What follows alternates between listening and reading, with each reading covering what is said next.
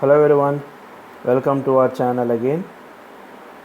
Today we will discuss about the principle of method of mixtures, latent heat, evaporation, condensation.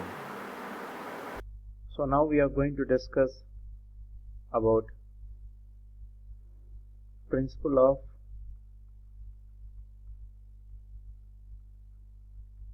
method of mixtures. So principle of method of mixtures explain చేసుకున్నాము. So principle of method of mixtures అనేది ఏంటంటే మనకు 2 beakers ఉన్నాయి. So in one beaker we have hot water and another beaker we have cold water. So this is hot water, and for example the temperature it may be as 80 degrees Celsius. Okay, and in another beaker we have a cold water, and for example it has a temperature of 100 degrees Celsius. So the beaker A and beaker B which is have different masses, like this is of 100 grams and this is of 200 grams. Now what happened when we mix these together? ఈ రెండు mix చేసిన తర్వాత ఏమవుతుంది? So ఇందులోనే water ఇందులోకి రెండులో mix చేసినప్పుడు so obviously mass ఎంత అవుతుంది? రెండు మిక్స్ చేసాం కాబట్టి 100 ప్లస్ 200 300 గ్రామ్స్ ఉంటుంది.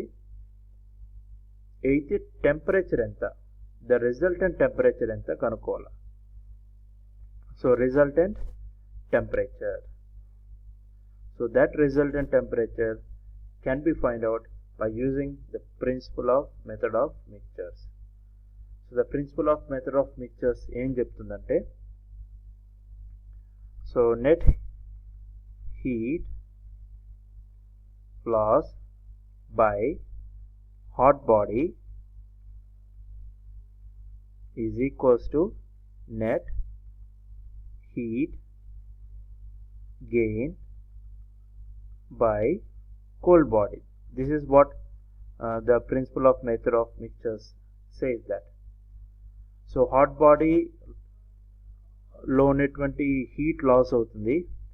కోల్డ్ బాడీ ఆ లాస్ అని హీట్ ఎవరు గెయిన్ చేసుకుంటారంటే కోల్డ్ బాడీ గెయిన్ చేసుకుంటుంది అన్నమాట. ఓకే, సో ఇప్పుడు ఎక్కడ కనుక చూస్తే 80 degree Celsius hot body and 100 degree Celsius cold body. So the heat will be lost from 80 degrees Celsius and the heat will be gained to 10 degrees Celsius. ఇందులో నుంచి heat వెళ్ళిపోతుంది. So ఇందులో నుంచి 10 degrees ఉండేటువంటి హీట్ గెయిన్ అవుతుంది అనమాట. అది ఎప్పుడు అవుతుందంటే రెండు మిక్స్ చేసినప్పుడు, దానిని మిక్స్ చేసినప్పుడు జరుగుతుంది అనమాట. ఓకేనా? సో ఈ రిజల్టెంట్ టెంపరేచర్ కనుక్కోవడానికి మనకు ఒక ఫార్ములా ఉంది.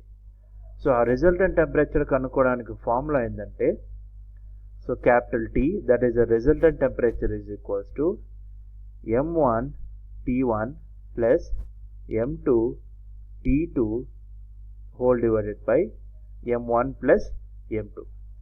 సో ఈ ఫార్ములా యూజ్ చేసుకుని మనకు principle of method of mixtures అనేది కనుక్కోవచ్చు అన్నమాట. అంటే ఓవరాల్ రిజల్టెంట్ టెంపరేచర్ ఎంత కనుక్కోవచ్చు. ఫర్ ఎగ్జాంపుల్ మనకి ఇక్కడ ఉన్నటువంటి ఈ న్యూమరికల్లో ప్రాబ్లంలో ఇది T1 టెంపరేచర్, ఇది T2 ఇది M1. సో ఇది M1 mass. So mass M1 and this is T2 temperature and this is M2 mass. Okay, ఇప్పుడు మన దగ్గర ఉన్నటువంటి రిజల్టెంట్ టెంపరేచర్స్ ఎలా కనుక్కోవాలో చూద్దాం.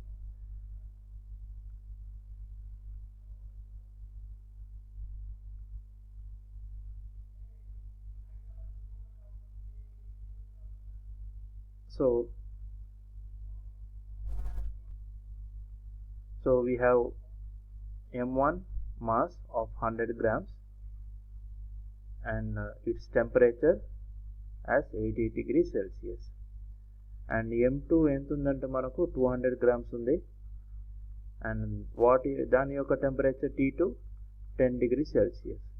సో యాజ్ పర్ మీకు చెప్పినట్టు న్యూమరికల్ ప్రకారం ఫస్ట్ ఏం చేయాలి, గివన్ న్యూమరికల్స్ రాయాలి. సో గివన్ రాసేసుకున్నాం. unknown. So ఏం కనుక్కోవాలి ఇందులో నుంచి. So they are told to find out the resultant temperature capital T is equals to question mark. And the next is equation. What is the equation? మన equation ఏం కనుక్కోవాలి.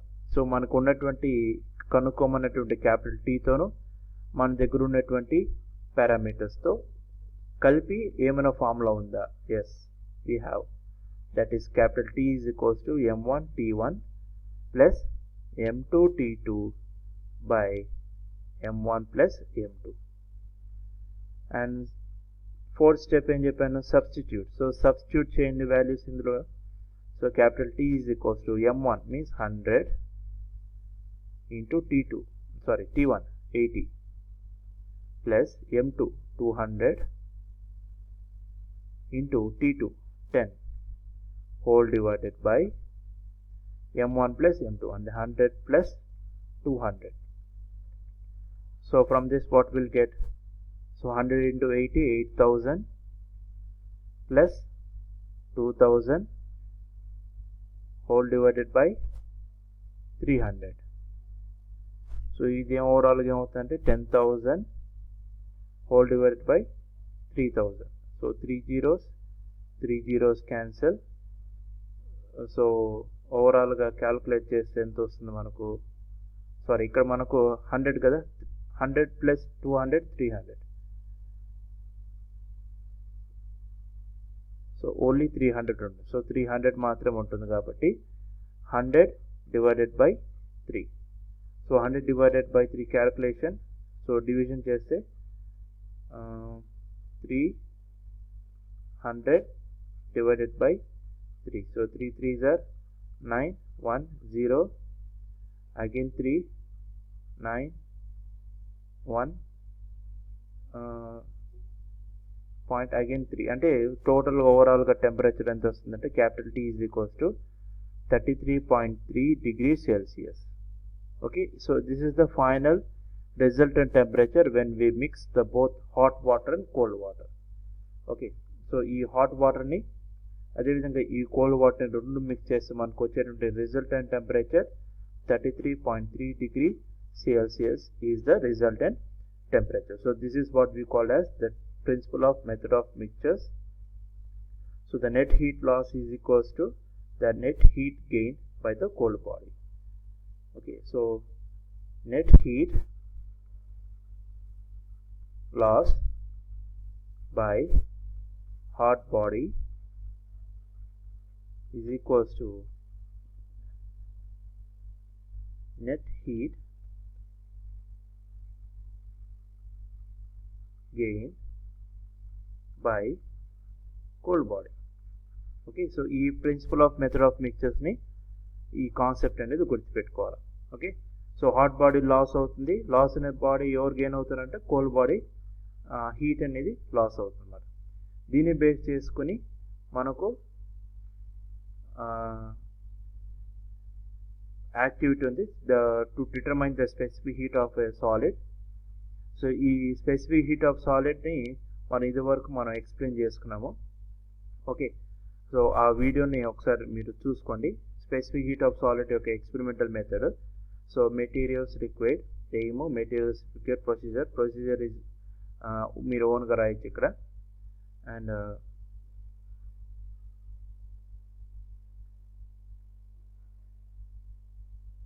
few lead shots and final resultant equation ఇది. Okay, so ఈ lead shot సంబంధించిన concept ఏదైతుందో already ఇంతవరకు explain చేస్తాను. మీరు ఒకవేళ ఈ కాన్సెప్ట్ మీరు కావాలనుకుంటే కింద వీడియోలో డిస్క్రిప్షన్లో క్లిక్ చేస్తే మీకు ఆ వీడియో సంబంధించిన లింక్ ఉంటుంది. ఆ లింక్లో మీరు ఈ వీడియోకి సంబంధించి మీరు ఇక్కడ ఫైండ్ అవుట్ చేసుకోగలుగుతారు అనమాట. ఓకే, సో నెక్స్ట్ కాన్సెప్ట్లోకి వెళ్ళిపోదాం. That is evaporation. సో ఎవాపరేషన్లోకి concept. So what is mean by evaporation? So మనకు ఆల్రెడీ చిన్నతనం నుంచి మనం ఆల్రెడీ నేర్చుకుంటాం ఏంటి, the whole matter is made up of solids, liquids and gases. Okay, so solids నుంచి లిక్విడ్గా రావాలంటే ఏం చేయాలంటే మనం ఇక్కడ హీట్ చేయాలి. So we have to heat it. Next అదేవిధంగా లిక్విడ్స్ నుంచి గ్యాసెస్కి రావాలంటే అక్కడ కూడా ఏం చేయాలంటే హీట్ చేయాలి. ఓకే, సో అదే కూలింగ్ చేస్తామనుకోండి, కూల్ చేస్తే ఏమొస్తుందంటే మనకు gases to liquid, at the same time liquid to solid. If we cool we get solid. So వీటన్నిటికీ ఒక ప్రాసెస్ అనేది ఉంటుంది. సో ఏంటి ప్రాసెస్ అంటే solid to liquid, the converting of solid to liquid is called as melting. Already we know this, it is called as melting. And solid liquid to gases, okay, liquid నుంచి gases we call it as vaporization. Okay, vaporisation, evaporation అన్నాము, దీన్ని ఏమంటామంటే vaporisation చెప్తాం. And gases to liquids converting we call this as condensation,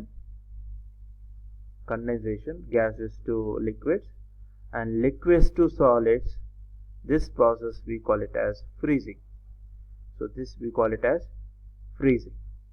Okay, and solid to gases, that is called sublimation. At sublimation అది present మనకునేటువంటి 10th grade concept లేదు కాబట్టి so దాన్ని omit చేద్దాము. And so దీనికి ఒక ఎగ్జాంపుల్లో తీసుకుందాం. ఎగ్జాంపుల్లో వచ్చేసరికి ice, so ice cubes and water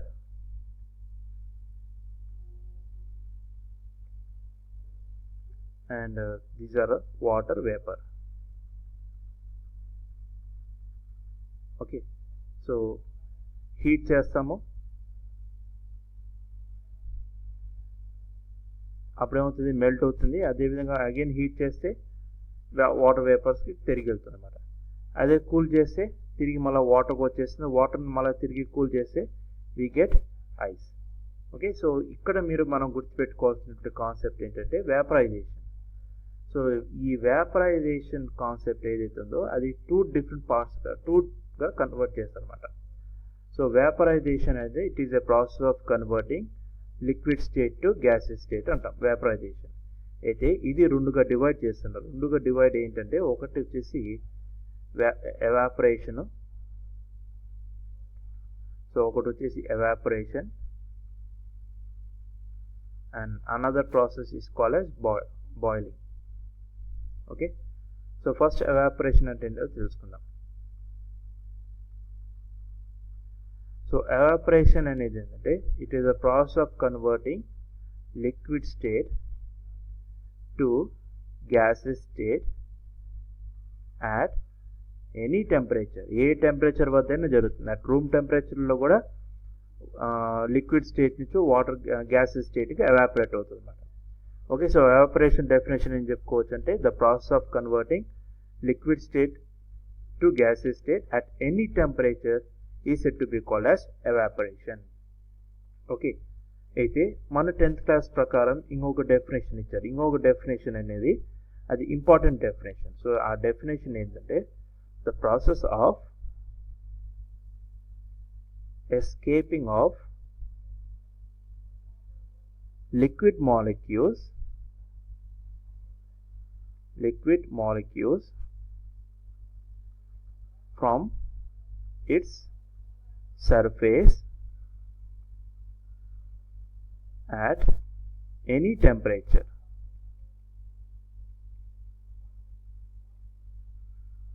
is called evaporation. So ఇది డెఫినేషన్ అన్నమాట. మన 10th క్లాస్ పరంగా మనం చెప్పుకోవాల్సినటువంటి definition.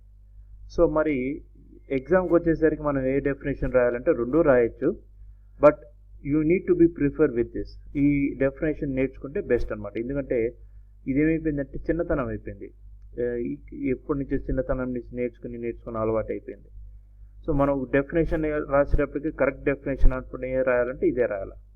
So the process of escaping of liquid molecules from the surface at any temperature is called as evaporation.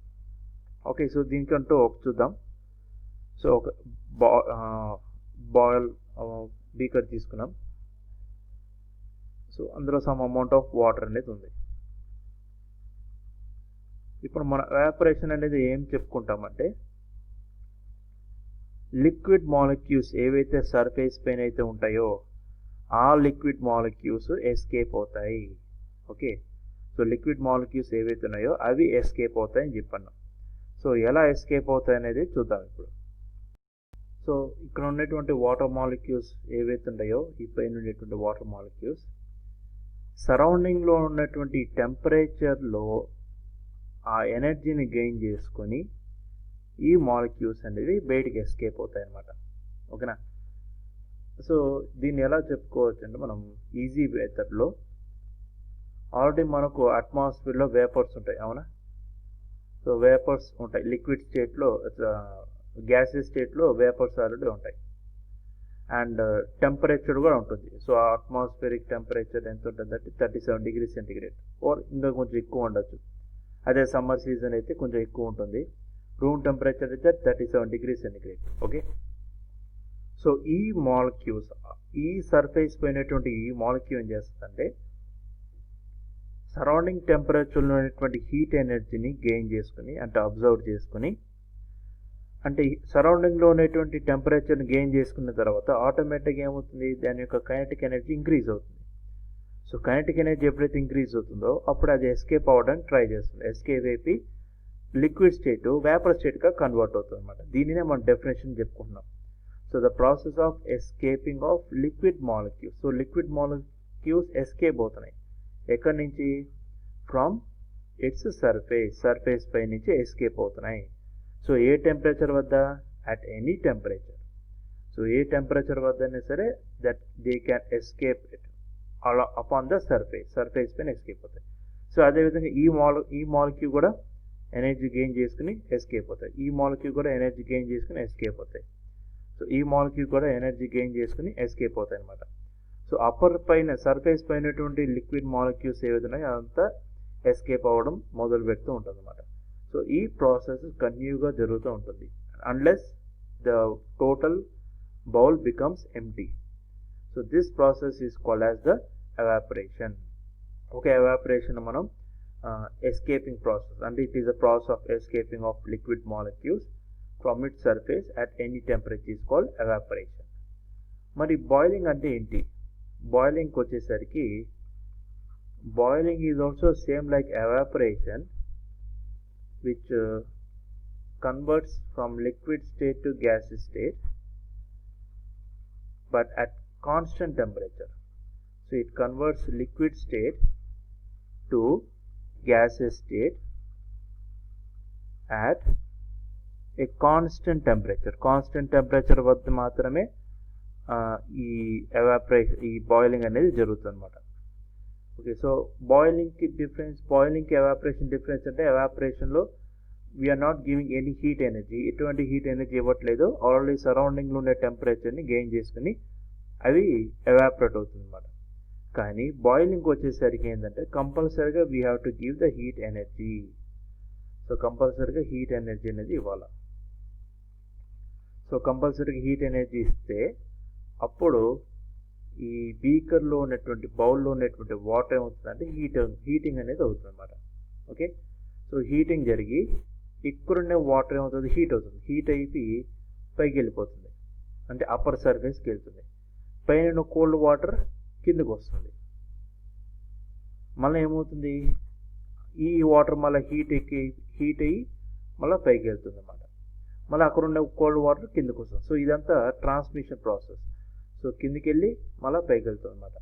So ఈ విధంగా కంప్లీట్గా water ఏమవుతుందంటే boil అయిపోయి ఒక కాన్స్టెంట్ టెంపరేచర్ వద్ద వచ్చిన తర్వాత, అంటే వాటర్కి కాన్స్టెంట్ టెంపరేచర్ ఎంతంటే 100 degree Celsius. 100 degree Celsius temperature వచ్చిన తర్వాత ఇంకా వాటర్ మాలిక్యూల్స్ ఇంకా అక్కడ ఉండవు. ఏమవుతుందంటే ఎవాపరేషన్ మొదలు పెడతాయి. ఇంకా హీట్ ఇచ్చామనుకోండి, so they start to get evaporate into the atmosphere. So అట్మాస్ఫియర్కి ఎవాపరేట్ అవుతుంది అనమాట. So this process is called as the boiling process. So evaporation వచ్చేసి we call this as the surface phenomena. It is called as the surface phenomena. So surface phenomena ఎందుకు అంటున్నారు, ఇది surface పైన జరుగుతుంది కాబట్టి you call it as surface phenomena. But boiling is called as bulk phenomena. Bulk అంటే ఒక్కసారిగా కంప్లీట్గా water మొత్తం హీట్ అయిపోయి ఇంకా ఎవాపరేట్ అవ్వడానికి స్టార్ట్ అవుతుంది అనమాట. This is what we call it as the bulk phenomenon. This is called as bulk phenomenon. Okay, so ఎవాపరేషన్కి బాయిలింగ్కి మధ్య డిఫరెన్సెస్ అడిగారు అనుకోండి, ఫస్ట్ పాయింట్ ఏం రాస్తారంటే డెఫినేషన్ రాయండి. First point is the definition. Okay, second point at constant temperature అని, ఇది బాయిలింగ్. ఎవాపరేషన్కి వచ్చేసరికి అట్ ఎనీ టెంపరేచర్ని రాస్తారు. థర్డ్ పాయింట్కి వచ్చేసి it is a surface phenomena అని, ఇది ఎవాపరేషన్ ఈజ్ సర్ఫేస్ ఫినామినా అని, and boiling is bulk phenomena అని మీరు రాస్తారు. Okay, boiling. సో ఇలా డిఫరెన్సెస్ అంటే ఎవాపరేషన్కి బాయిలింగ్కి మధ్య ఉన్న డిఫరెన్సెస్ని ఈ విధంగా ఎక్స్టెండ్ చేసుకుంటూ రాసుకోవచ్చు అనమాట. Okay, so that is the difference between evaporation and boiling. So evaporation is surface phenomena and boiling is a bulk phenomena. Both transfers from liquid to gases, but evaporation occurs at any temperature and boiling can be done at constant temperature. Okay, so water యొక్క constant temperature అంటే 100 degrees centigrade. దీనిని ఏమంటామంటే మనం boiling point అంటాం. This is called as boiling point. So boiling point అనేది ఏంటంటే the temperature at which the liquid converts to gases. So boiling point ante it's a particular temperature. Okay, it is a particular temperature. It is a particular temperature at which it converts liquid state to gaseous state. That is called as boiling point. So water yokka boiling point entante 100 degree Celsius. Okay, and next process that we need to learn about is condensation. So condensation is a reverse process of evaporation, so which converts gaseous state to liquid state, liquid state to gaseous state, sorry, gaseous state to liquid state. So this is what we call it as condensation. Okay, so condensation ki example em cheppukochu ante మనం ఒక beaker తీసుకున్నాం అనుకోండి, refrigerator నుంచి ఒక beaker with cold water తీసుకున్నాం. So with cold water తీసుకున్నాం. So ఇదేమవుతుంది, మనకు already అట్మాస్ఫియర్లో మనకు వేపర్స్ ఉంటాయి.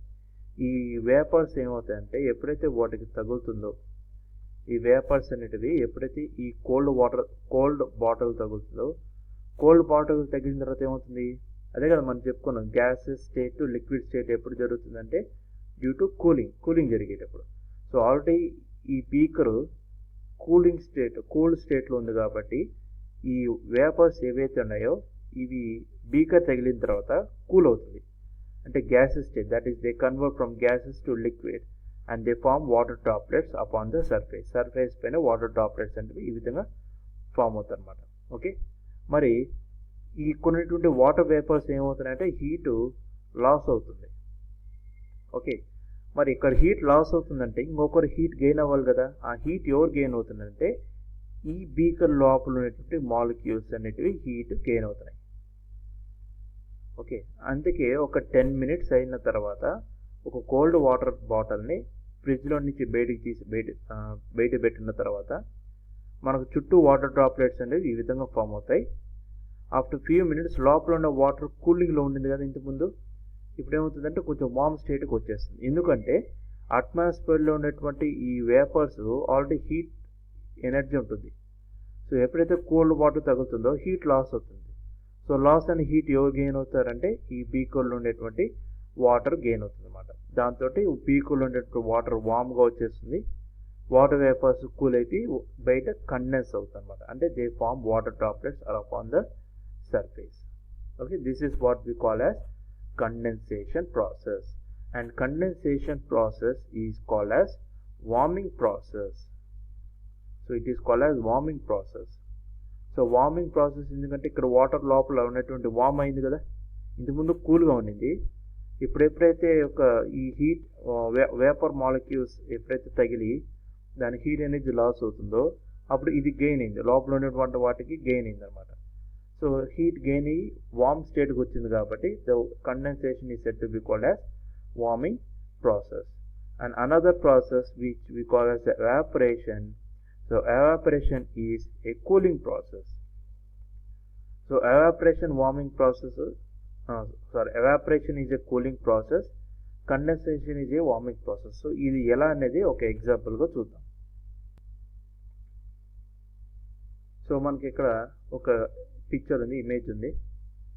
సో మనం మార్నింగ్ ఎక్సర్సైజ్ చేసినప్పుడు లేదంటే మనం ఎక్కువగా వర్క్ చేసినప్పుడు మన బాడీలో స్వెట్ అనేది రిలీజ్ అవుతుంది. ఓకే, సో ఆ స్వెట్ అనేది ఎక్కడ రిలీజ్ అవుతుందంటే స్వెట్ గ్లాండ్స్, మన బాడీలోనే స్వెట్ గ్లాండ్స్ ఉంటాయి కాబట్టి ఆ స్వెట్ గ్లాండ్స్ ద్వారా మన బాడీలో ఉన్నటువంటి స్వెట్ అంతా బయటికి వెళ్తుంది. అంటే బాడీలో ఉన్నటువంటి హీట్ ఎనర్జీ అంతా బయటికి ట్రాన్స్ఫర్ అవుతుంది. So the heat energy is transferred out side. So heat energy is transferred out side. So మన బాడీలో ఉన్న హీట్ అంతా బయటికి ట్రాన్స్ఫర్. సో ఇక్కడ మీకు పిక్చర్లో చూస్తే ఈ స్వెట్ అంతా బయటకు వచ్చేసి ఈ స్వెట్ అంతా బయటికి ఏమవుతుంది, ఎవాపరేషన్ జరుగుతుంది. సో ఎప్పుడైతే ఈ స్వెట్ మాలిక్యూల్స్ ఎప్పుడైతే ఎవాపరేట్ అవుతుందో ఆటోమేటిక్గా స్కిన్ ఏమవుతుందంటే కూల్ అవుతుంది అనమాట. అందుకే ఎవాపరేషన్ని మనం ఏం చెప్పుకుంటామంటే ఇక్కడ కూలింగ్ ప్రాసెస్గా చెప్పుకుంటాం. So evaporation is said to be called as the cooling process. That is the reason. Okay, మనం మిద్ది పైన మనం సమ్మర్ సీజన్లోకి వచ్చేసరికి ఇల్లంతా వేడిగా ఉంటుంది. ఓకే, సాయంత్రం పూట ఏం చేస్తారంటే విలేజెస్లో ఉండే వాళ్ళు పైన 3-4 బకెట్స్ ఆఫ్ వాటర్ పైన ఫ్లష్ చేస్తారు. సో పైన రూఫ్ పైన ఫ్లష్ చేసేటప్పుడు ఏమవుతుందంటే ఆ హీట్ అంతా ఈ వాటర్ అబ్జర్వ్ చేసుకుని తర్వాత వాటర్ అంతా ఏమవుతుంది, ఎవాపరేట్ అవుతుంది. సో ఉన్న హీట్ అంతా వాటర్ అబ్జర్వ్ చేసుకుని ఎవాపరేట్కి వెళ్ళిపోతే ఇంకా ఆటోమేటిక్గా ఏముంటుందంటే కూల్ అనేది అయిపోతుంది అనమాట. సో టోటల్ ఇల్లు అంతా ఏమవుతుందంటే లోపల ఇన్సైడ్ కూల్ అయిపోతుంది. సో అందుకే ఎవాపరేషన్ ఏం చెప్పుకుంటున్నాం, మనం కూలింగ్ ప్రాసెస్గా చెప్పుకుంటున్నాం. అండ్ ఆల్సో బట్టలు ఆరేసేటప్పుడు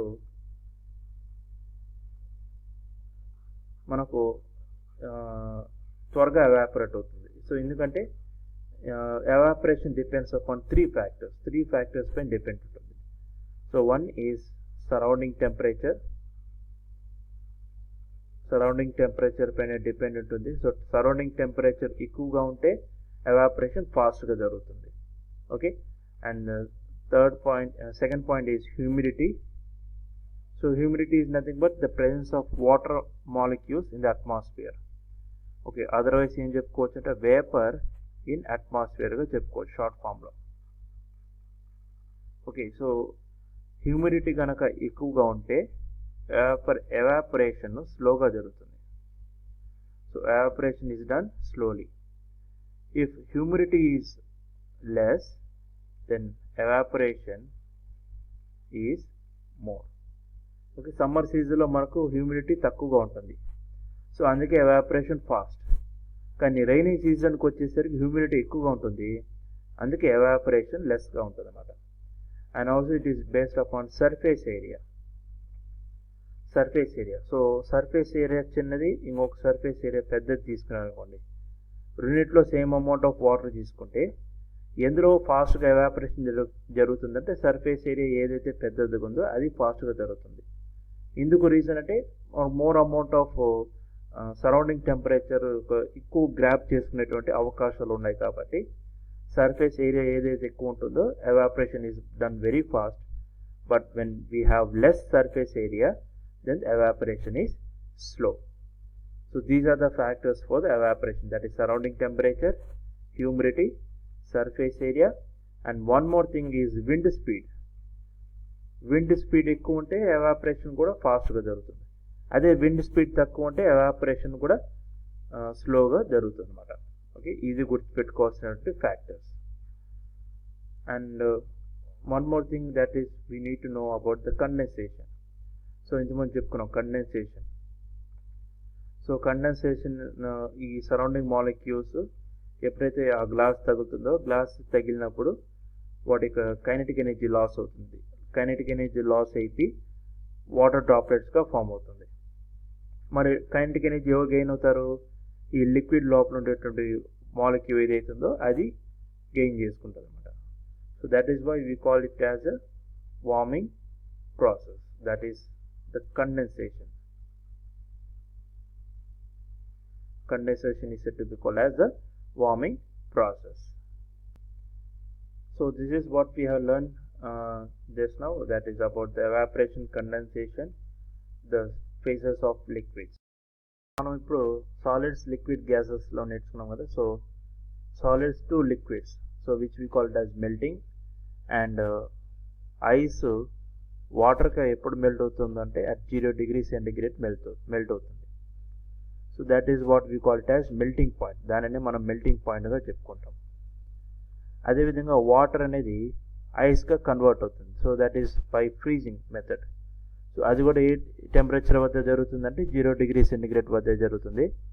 and that is called as freezing point. దానిని మనం ఫ్రీజింగ్ పాయింట్గా చెప్పుకుంటాం. Okay. And water to water vapour boiling point మనం ఇంతకుముందు డిస్కస్ చేసుకున్నాము. We have discuss about evaporation and boiling, దాంట్లో బాయిలింగ్ పాయింట్ కూడా డిస్కస్ చేసుకున్నాం. Okay. And we have discussed about the condensation, that is the condensation, warming process and cooling process. And now we are going to discuss about latent heat. So we are going to discuss about latent heat. So latent heat అనేది ఏంటంటే, so it is the amount of heat energy required to convert 1 gram of substance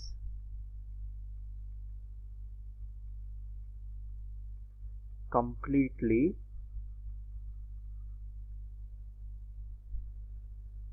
to other form.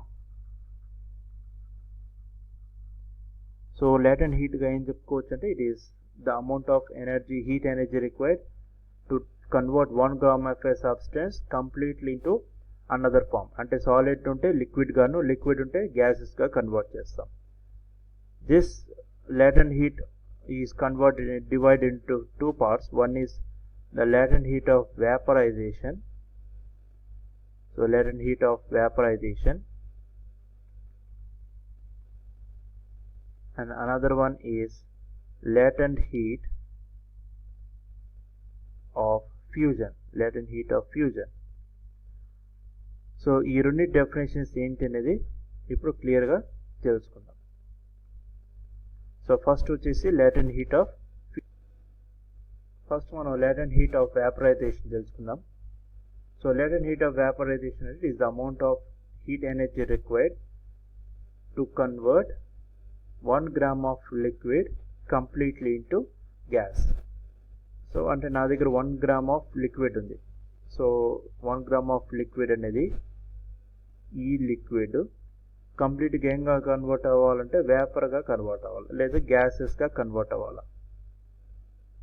మరి ఆ 1 gram of liquid గ్యాస్గా convert అవ్వాలంటే ఏం చేయాలి, మనం heat అనేది ఇవ్వాలి, అవునా. మరి ఆ హీట్ ఎనర్జీని మనం ఏం చెప్పుకుంటున్నాం ఇక్కడ, latent heat of vaporization. So అర్థమైంది అనుకుంటున్నాం మీకు. So latent heat of vaporization అంటే, నా దగ్గర ఉన్న ఈ 1 gram ఆఫ్ లిక్విడ్ని గ్యాసెస్గా కన్వర్ట్ చేయాలంటే హీట్ చేయాలి. మరి నేను ఎంత హీట్ ఇవ్వాలి, ఆ హీట్ ఎనర్జీనే మనం ఏం చెప్పుకుంటున్నాం ఇక్కడ, latent heat of vaporization. ఇప్పుడు మనం వాటర్ తీసుకున్నాం. వాటర్ 1 gram ఆఫ్ వాటర్ అనేది కంప్లీట్గా ఇది వేపర్గా కన్వర్ట్ అవ్వాలంటే మనం సమ్ అమౌంట్ ఆఫ్ హీట్ ఎనర్జీని ఇవ్వాలి. అది ఎంత హీట్ ఎనర్జీ ఇవ్వాలంటే 540 calories ఆఫ్ హీట్ ఎనర్జీ ఇవ్వాలి. అప్పుడు ఇదే వేపర్గా కన్వర్ట్ అవుతుంది. ఓకే. ఫర్ ఎగ్జాంపుల్ నా దగ్గర 10 grams ఉందనుకోండి, అప్పుడు అది అది వేపర్గా కన్వర్ట్ అవ్వాలంటే ఇది ఎంత హీట్ ఎనర్జీ ఇవ్వాలి మనం, ఇంటూ 10 అంటే 5400 calories అనమాట. ఓకే. సో ఈ కాన్సెప్ట్ మనం ఏమంటాం ఇక్కడ, latent heat of vaporization. Latent heat of vaporization 540 calories for 1 gram of a water. Different సబ్స్టెన్సెస్కి డిఫరెంట్గానే ఉంటుంది అనమాట. ఓకే. సో ఈ కాన్సెప్ట్ బేస్ చేసుకుని మనకు బాయిలింగ్ వాటర్ అండ్ స్టీమ్ అంటే తెలుసు కదా, ఆవిరి అంటాం మనం. ఈ రెండిట్లో దేనికి హీట్ ఎనర్జీ ఎక్కువగా ఉంటుంది అని కనుక్కోవాలి. ఓకే. సో ఈ కాన్సెప్ట్ మీరు కాసేపు వీడియో పాజ్ చేసి ఆలోచించండి. At the end of the video we will discuss which is more. Okay, and latent heat of fusion చూద్దాం. latent heat of fusion అంటే it is the amount of heat energy required to convert 1 gram of a solid completely into liquid. అంటే నా దగ్గర solid ఉంది, అది కూడా 1 gram of solid. ఈ 1 gram of solid melt అవ్వాలి, అంటే కంప్లీట్గా లిక్విడ్లే కన్వర్ట్ అవ్వాలి. మరి లిక్విడ్లో కన్వర్ట్ అవ్వాలంటే the amount of heat energy which we're giving is called as latent heat of fusion. That is called as latent heat of fusion. Okay, అయితే ice ఉంది నా దగ్గర, ఐస్. సో ఇది 1 gram ఉంది నా దగ్గర. సో 1 gram ఆఫ్ ఐస్ అనేది కంప్లీట్గా వాటర్లోకి మెల్ట్ అవ్వాలంటే సో నా దగ్గర నేను ఎంత హీట్ ఎనర్జీ ఇస్తే అది ఐస్ కంప్లీట్గా వాటర్కి మెల్ట్ అవుతుందంటే 80 calories ఆఫ్ ఇవ్వాలి. 80 calories ఆఫ్ హీట్ ఎనర్జీ ఇస్తే దాన్ని మనం 1 gram ఆఫ్ ఐస్ అనేది ఏంగా కన్వర్ట్ అవుతుందంటే వాటర్గా కన్వర్ట్ అవుతుంది. ఓకే, సో ఈ latent హీట్కి సంబంధించి ఫార్ములా ఒకటి ఉంది మనకు. సో ఫార్ములా అనేది ఏంటంటే latent heat L equals to Q by M. latent heat L equals to Q by M. Or ఇంకొక విధంగా రాసుకోవచ్చు, Q is equals to ML కూడా రాసుకోవచ్చు. ఓకే, సో మనం మెయిన్గా గుర్తుపెట్టుకోవాల్సిన ఫార్ములా ఏంటంటే L equals to Q by M. So Q అంటే హీట్ ఎనర్జీ, M అంటే మాస్. ఇప్పుడు దీనికి SI యూనిట్స్ ఏమొస్తుంది? సో పైన న్యూమరేటర్లో హీట్ ఎనర్జీ ఉంది కాబట్టి we call it as joule by కింద మాస్ M అనేటువంటి మాస్ కాబట్టి దీని ఏమగా ఉంటాం మనం kilogram. So joule per KG, or ఇంకొక విధంగా ఏం చెప్పుకోవచ్చు అంటే calories per gram, calories per gram కూడా చెప్పుకోవచ్చు. So that is the this is the CGS units and this is the SI unit for latent heat. రెండింటికి వేపరైజేషన్కి అదేవిధంగా ఫ్యూజన్కి రెండింటికి ఒకే ఫార్ములా, SI యూనిట్స్ ఒకటేగా ఉంటుంది. కాకపోతే ఎక్కడ చేంజ్ అవుతుందంటే వాల్యూస్ దగ్గర చేంజ్ అవుతుంది. So they will be a change in difference of the వాల్యూస్లో మాత్రమే చేంజ్ ఉంటుంది అన్నమాట. ఓకేనా? ఓకే, సో ఇంతకుముందు అడిగినటువంటి ప్రశ్నకు సమాధానం. సో బాయిలింగ్ వాటర్, స్టీమ్ అంటే వీటిలో ఏది ఎక్కువగా ఉంటుంది అంటే స్టీమ్లో ఎక్కువ హీట్ ఎనర్జీ అనేది ఉంటుంది when compare to boiling water. అందుకే స్టీమ్ ఆవిరి అనేది ఎక్కువగా బర్న్ చేస్తుంది. బాయిలింగ్ వాటర్ ఏం జస్ట్ నార్మల్గా ఉంటుంది, కానీ అంటే జస్ట్ పైన చర్మం కాలుతుంది. కానీ స్టీమ్ వచ్చేసి చర్మం కాలి చర్మం ఊడిపోయే సమస్య కూడా ఉంటుందన్నమాట స్టీమ్ ద్వారా. ఎందుకంటే more amount of heat energy ఉంటుంది స్టీమ్లో. Okay, so more amount of heat energy అంటే ఎంత ఎనర్జీ ఉంటుంది సార్ అంటారు. ఎంత ఎనర్జీ అంటే 540 calories అనేది ఉంటుంది. ఇక్కడ చెప్పాను ఇంతకుముందు 1 gram ఆఫ్ వాటర్ అనేది వాటర్గా కన్వర్ట్ అవ్వాలంటే 540 calories. అంటే ఒక గ్రామ్ వాటర్కి 540 calories అంటే మన దగ్గర మనం ఒక హీటింగ్ బౌల్ హీట్ చేసినట్టు బౌల్ని పైన క్యాప్ ఓపెన్ చేస్తే అంటే పైన మౌత్ ఓపెన్ చేస్తే ఎక్కువ ఆవిరి అనేది వచ్చేస్తుంది. మరి అది ఎంత ఎక్కువ హీట్ ఎనర్జీ జనరేట్ చేస్తుందో చూడండి ఒకసారి. బాయిలింగ్ వాటర్ అంటారు, బాయిలింగ్ వాటర్ ఎంతంటే మనకు 100 calories ఆఫ్ హీట్ ఎనర్జీ మాత్రమే ఇస్తుంది. ఓకే, కానీ స్టీమ్ మాత్రం మనకు 540 calories ఆఫ్ హీట్ అనేది జనరేట్ అవుతుంది ఇక్కడ. ఓకే, సో అది latent heat of vaporization and this is what we call as latent heat of fusion. And one more thing is ice మనం వాటర్లో వేస్తే ఏమవుతుంది, ఫ్లోట్ అవుతుంది అనమాట. వాటర్లో వేసినప్పుడు ఫ్లోట్ అవుతుంది. ఎందుకు ఫ్లోట్ అవుతుందంటే ఐస్కి డెన్సిటీ ఎలా ఉంటుందంటే తక్కువగా ఉంటుంది, అంటే లో డెన్సిటీ ఉంటుంది వెన్ కంపేర్ టు వాటర్. వాటర్తో పోల్చుకుంటే డెన్సిటీ లోగా ఉంటుంది కాబట్టి ఐస్ అనేది ఫ్లోట్ అవుతుంది, సింక్ అవ్వదు. ఓకేనా? సో వాల్యూమ్ ఎక్కువగా ఉంటుంది. వాల్యూమ్ ఎక్కువగా ఉండడం వల్ల డెన్సిటీ తక్కువగా ఉంటుంది. So that is why ice floats in water. అందుకని మనం ఒక బీకర్ ఒక వాటర్ బాటిల్ని కంప్లీట్గా వాటర్తో ఫిల్అప్ చేస్తాం, అంటే ఎటువంటి గ్యాప్ లేకుండా కంప్లీట్గా వాటర్ ఫిల్అప్ చేసేసి డీప్ ఫ్రిడ్జ్లో పెట్టండి, అంటే కంప్లీట్గా రెఫ్రిజిరేటర్లో పెట్టేసండి. నెక్స్ట్ డేకి మీరు చూసేసరికి ఏమవుతుందంటే బాటిల్ బ్రేక్ అయిపోతుంది, లేదా క్యాప్ బ్రేక్ అవుతుంది. ఎందుకంటే లోపల వాటర్ ఏమవుతుందంటే వాటర్ని ఎప్పుడైతే ఫ్రీజ్ అవుతుందో ఇది ఎక్స్పాండ్ అవుతుంది, అంటే సైజ్ పెరుగుతుంది అన్నమాట. సైజ్ పెరిగినప్పుడు ఏమవుతుందంటే వాల్యూమ్ పెరుగుతుంది. వాల్యూమ్ పెరిగినప్పుడు డెన్సిటీ తగ్గిపోతుంది. దానివల్ల ఐస్ ఏమవుతుందంటే ఇక్కడ మనకు ఫ్లోటింగ్ అనేది జరుగుతుంది అన్నమాట. ఓకే, ఈ కాన్సెప్ట్ గుర్తుపెట్టుకోండి. సో ఐస్ ఎందుకు ఫ్లోట్ అవుతుందంటే due to low density and high volume. ఈ 2 పాయింట్స్ గుర్తుపెట్టుకోండి ఎగ్జాంపుల్కి. Okay, and one more numerical problem ఒకటి ఉంది, అది ఎక్స్ప్లెయిన్ చేద్దాం ఒకసారి. సో న్యూమరికల్ అనేది చూద్దాం ఒకసారి. So here, how much energy is transferred when 1 gram of boiling water at 100 degrees centigrade condensed to water at 100 degrees centigrade. Okay, so ఇంకొక point గుర్తుపెట్టుకోవాల్సింది ఏంటంటే ఈ లేటెంట్ హీట్ ఆఫ్ ఫ్యూజన్లో జరిగేటప్పుడు కాన్స్టెంట్ టెంపరేచర్ ఉంటుంది, ఇది గుర్తుపెట్టుకోవాలి. So latent heat of fusion కానీ లేదంటే వేపరైజేషన్ జరిగేటప్పుడు టెంపరేచర్ ఈజ్ కాన్స్టెంట్.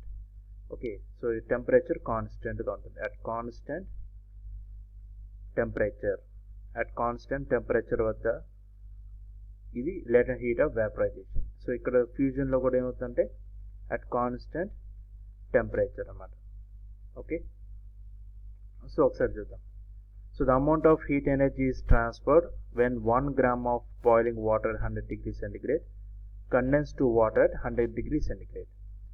సో ఇక్కడ ఏంటంటే 1 gram of given 1 gram of water ఇచ్చారు. సో అది 100 degrees centigrade నుంచి 100 degrees centigrade కన్వర్ట్, అంటే temperature constant just boiling water నుంచి వాటర్గా కన్వర్ట్ అవుతుంది. అంటే స్టీమ్ నుంచి దేనిగా కన్వర్ట్ అవుతుంది అంటే వాటర్ లిక్విడ్గా కన్వర్ట్ అవుతుంది. అంటే దీన్ని ఏంగా చెప్పుకోవచ్చు అంటే మనం లేటెంట్ హీట్ ఆఫ్ వేపరైజేషన్గా చెప్పుకోవచ్చు. సో వేపరైజేషన్ అంటే మీరు లిక్విడ్ నుంచి గ్యాస్ అన్నారు కదా అంటారు, గ్యాస్ నుంచి లిక్విడ్ కూడా అంతే same.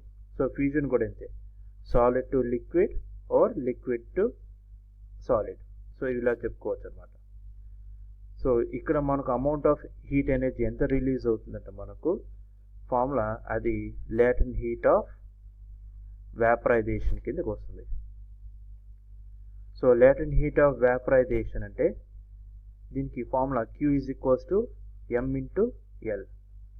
So Q is equals to mass ఎంత 1 gram into latent heat of vaporisation. For వాటర్కి లేటెంట్ హీట్ ఆఫ్ వేపరైజేషన్ ఏంటంటే 540. సో ఓవరాల్గా Q is equals to 540 calories. Okay, ఇది నెంబర్ 1గా అనుకోండి.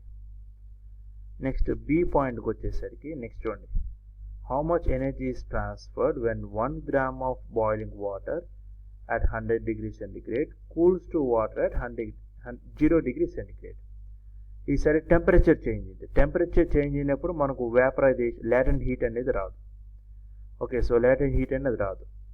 సో దీనికి ఏమొస్తుందంటే చూడండి ఒకసారి, మనకు Q is equals to MS delta T అనే ఫార్ములా ఉంది కదా.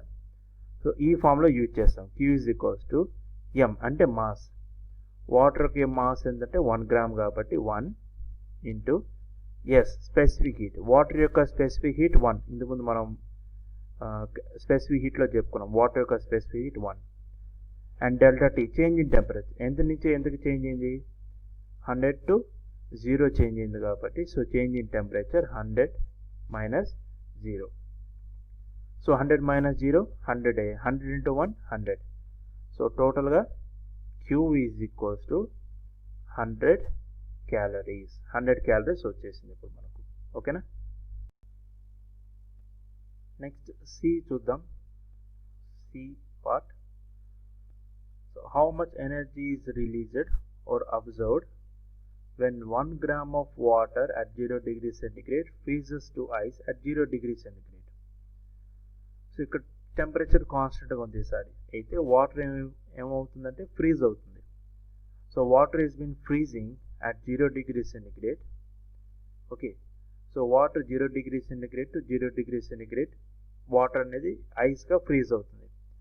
సో ఐస్గా ఫ్రీజ్ అవుతుంది కాబట్టి దీని ఏం చెప్పుకోవచ్చు అంటే మనం latent heat or fusion, latent heat of ఫ్యూజన్గా చెప్పుకుంటాం. సో దానికి formula Q is equals to M into L. So Q is equals to M means 1, ఎందుకంటే 1 గ్రామ్ కాబట్టి. And the latent heat of ice is 80. So total we get Q is equals to 80 calories. Okay, so ఇంతకుముందు మనకు వచ్చినటువంటి 100 క్యాలరీస్ని 2 గాను 80 calories 3 గాను తీసుకుందాం. ఇంకా last D point చూద్దాం.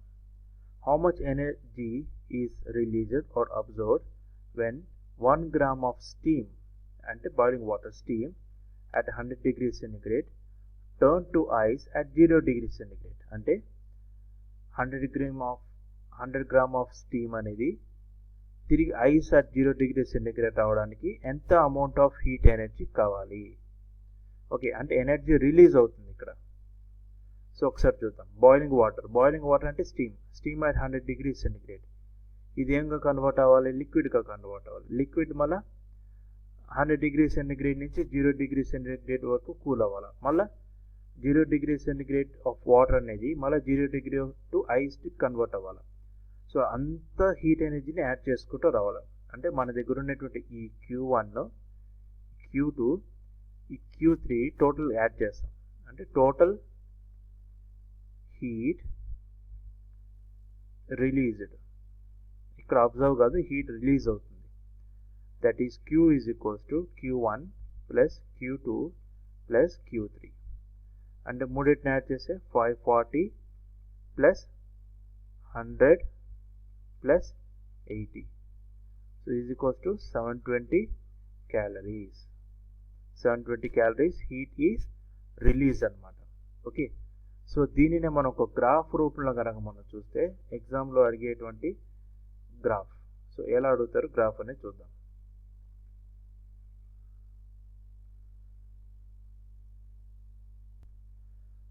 సో ఎక్స్ యాక్సిస్, ఇక్కడ వై యాక్సిస్ 2 ఉన్నాయి.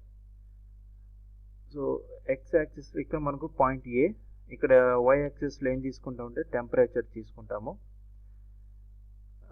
ఈ ఎక్స్ యాక్సిస్లో ఏం తీసుకుంటామంటే హీట్ ఎనర్జీ తీసుకుంటాం, అంటే ఎనర్జీగా తీసుకుంటాం.